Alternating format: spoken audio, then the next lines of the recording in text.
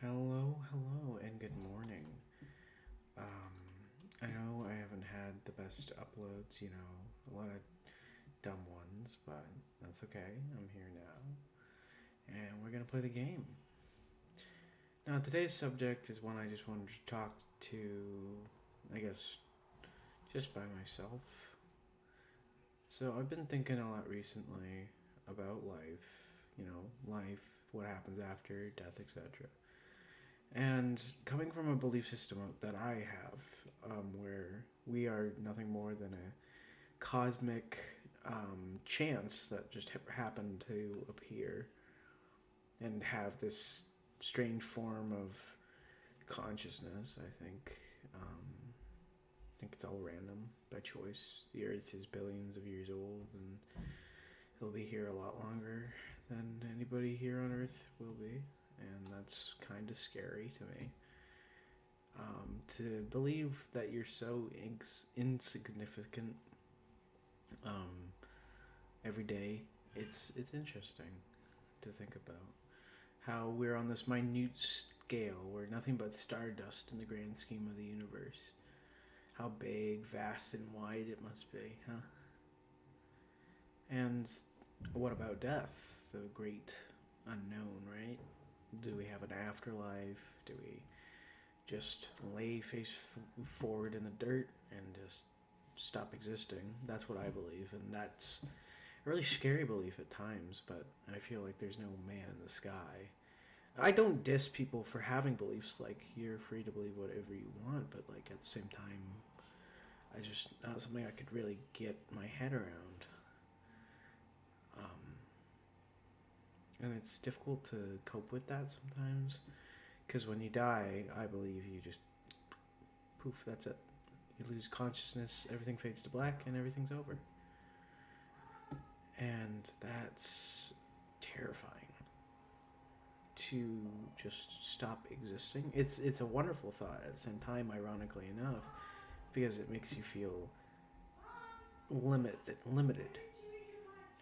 And of course, my mom's talking right now, but we won't talk about that part. Um. Anyways, I think that that's kind of what makes life precious, though. The fact that it is limited, the fact that we're not immortal, we're not going to live forever, and we got to make the most of the time we got, right? But still, I sometimes I think about it at night, thinking, okay, if I die, that's the end of it. That's kaput. I'm gone, and I'm like, I haven't, and I really still haven't done much about in my life.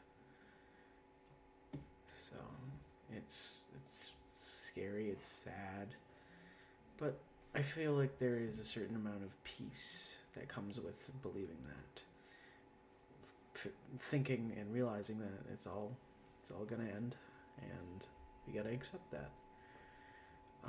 But it scares me, and I can't really explain why it does, but it does. The limitless dark void. To stop existing is to stop being, and I don't want that. I don't want to stop existing. I want to spend more time with my friends, with my family, and go on adventures and be a person. I want to be a person, and I guess that's what people who look for eternal life are searching for. They want to be alive forever, but only when our life has an end does it have a meaning. Because what good is a circle? Driving in a car around and around a roundabout for hours won't get you anywhere. But the beginning and end destination on a straight flat road going somewhere. Now that's a road trip. And sure, with the ability of immortality, you could travel the stars, go on adventures for trillions and trillions of years, but where does it all end? When do memories start fading into daydreams? Old friends become legends or forgotten. And what about love? Will every heartbreak be like the first, so fresh, so new, or will you become desensitized to it all? And then what good is life worth living if the only purpose is to watch everything else fade around you? Till you alone by yourself in the limitless void for the rest of eternity. And I guess that's not something people really want. And I get that, but at the same time, people don't want to die, so it's a dilemma. Would people want to live in heaven? Because eventually, the place is going to get pretty crowded. Or maybe we all join a strange stream of consciousness, as my mother believes. The universe looking back at itself, and so forth. To become one with the great beyond. One with God, as people say. I don't know. Always seems strange to me to believe in something bigger than yourself, because the only thing you can really prove is that you exist, and even that's kind of up in the air sometimes. Who knows? Is freedom, free will, a reality, or just a fictitious piece to make us all feel a little bit better about the fact that we're all slowly dwindling towards our inevitable demise? Well, memento mori.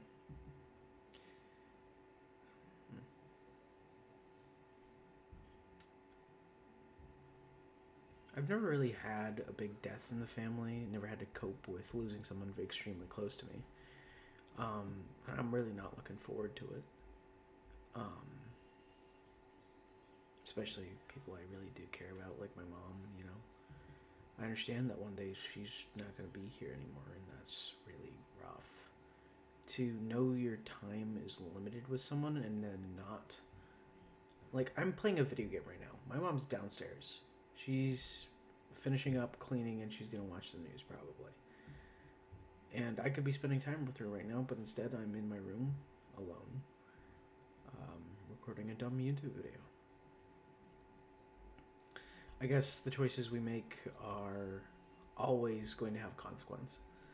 And this is something I've committed and put my daily efforts into. Because, I don't know, something just drove me to start this one day. It was random. It was really strange how this all started. I just thought one day, I'm going to make a video of me getting over it. Because I've played the game before, I've gotten all 3 achievements, and I'm decent at it. I mean, it would only be like, what, a 15-minute YouTube video every time, right? But now it's kind of grown. I'm making other videos, I have an editor, and I have a channel, whether it's 8 subscribers or 8 million that I end up getting. I don't care. It's a fun little ride, you know?